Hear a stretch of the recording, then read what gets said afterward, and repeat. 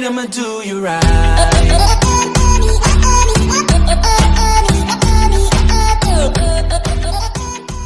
Барлықтарыңа сәлем достар, сендермен бірге мен Бәке KZ арнасы. Достар, бүгін мен сендерге мысалына поисққа жазасыздар ғой.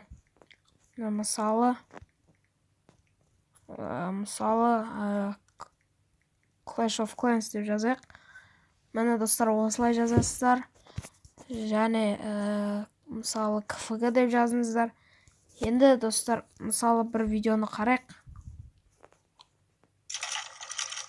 Міне достар, осылай енді YouTube'қа кірген кезде, басып қалған кезде осы екеуі тұрады достар.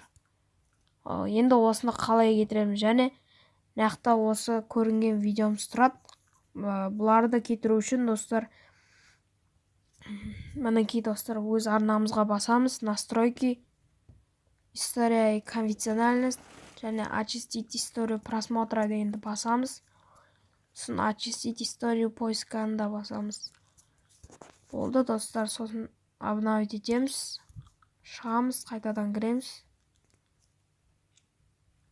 Поискты басқан кезде мына достар барлығы өшіп тұрады.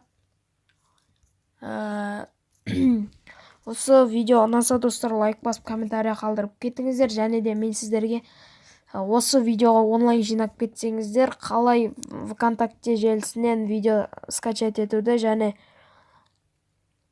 басқа адамдардың дауысын ВКонтактеге өз голосовойыңмен жіберу, және матчты телевизордан көрмей-ақ есеп, счетты, текстовой трансляцияны оқып отыруды достар көрсетем. Және ең бастысы тегін интернет және Wi-Fi взломды көрсетем.